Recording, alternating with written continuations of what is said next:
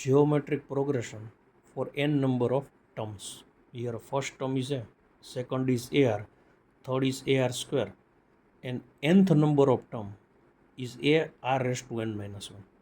Then summation of this n number of term is equal to a 1 minus r raised to n upon 1 minus r, where r is not equal to 1, where a is first term and r is the common ratio. It means AR upon a is r, AR square upon AR is r, so r is called common ratio.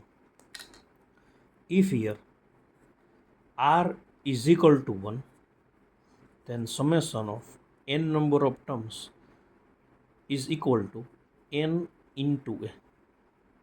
For example, suppose we want to find summation of 1 plus 2 plus 4 plus 8 dot 256. So here first term is 1. What is common ratio? Second term upon first term, third upon second term, that is the common ratio. So here r is equal to 2. Now we want to find n, number of term.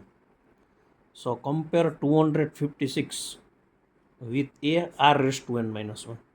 So a r raised to n minus 1 is equal to 256.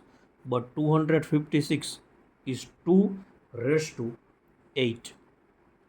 Here a is equal to 1, so 1. R is 2. So 1 into 2 raised to n minus 1 is equal to 2 raised to 8.